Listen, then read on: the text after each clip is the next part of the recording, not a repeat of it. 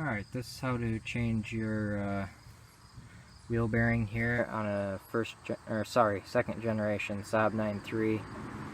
We're already into it, but I figured I'd do a video anyway. First thing you'll have to do, take off your tire and remove the brake caliper, which is just held on with a couple of these right here. You can get E-sockets for these. I just used a 16mm. Fits on there nicely. Next you'll take off your rotor, which if it still has it, maybe has one of these, which is a 5mm hex key that would take that out. And then you'll also need to take off the nut here that holds on the CV axle. I have an 1¼ inch socket that fits on there nicely to take that off. If you're having trouble actually getting it to break free, one thing you can do is get your breaker bar or ratchet, whatever. I'd better be a breaker bar. And stick it on there and then put a jack under this end over here, and then you can jack it up. That's what I did just to break it free. Works very nicely. So from here, the next thing we're going to do is remove these two bolts. That way we can pull the hub forward and get the CV axle out. So that way we can actually get the bearing out. Alright, so banged these bolts out, just hit them with the hammer, they pop out. The next thing you want to do is unhook this cable here. Probably want to do that before you hit this bottom bolt out, because it's kind of in the way. What you got to do is squeeze these, and that allows it to slide out of here. Gotta pinch it pretty tight, maybe with some needle nose or something. Slide that out.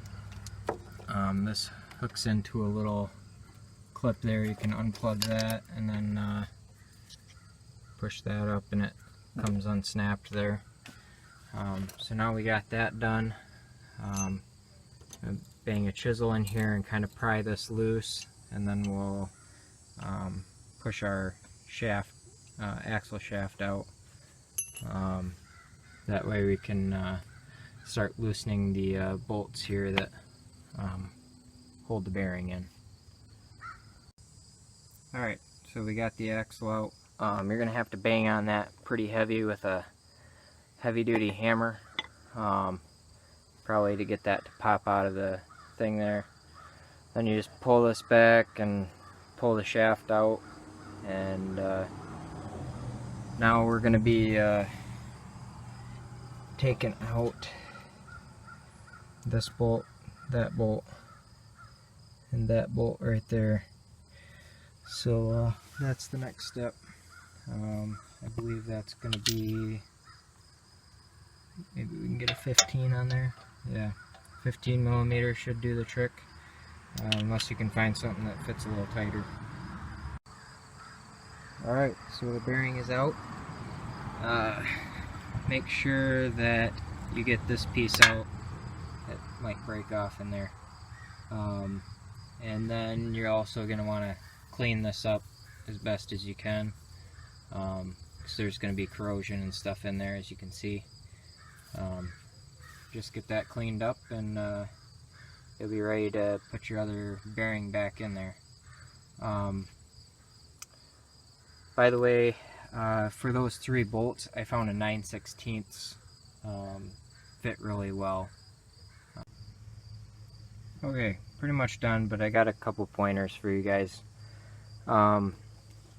Careful on how hard you beat this, because you might mushroom out the end, and you'll have to either sand it down or cut it off, or a combination of both.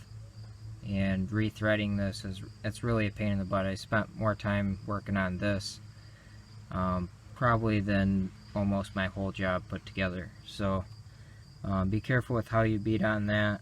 One idea might be to leave the nut threaded on there until you break it loose, or getting something that you can put in the end of this, to like a punch or a pin or something, to beat on it, and that way you're not having the hammer mushroom out the whole end. But beware of that. Also, when you put your bearing in, tighten up the screws like a little bit at a time, all the way around in a circle, so you pull that bearing in nice and even. And I think that's about, also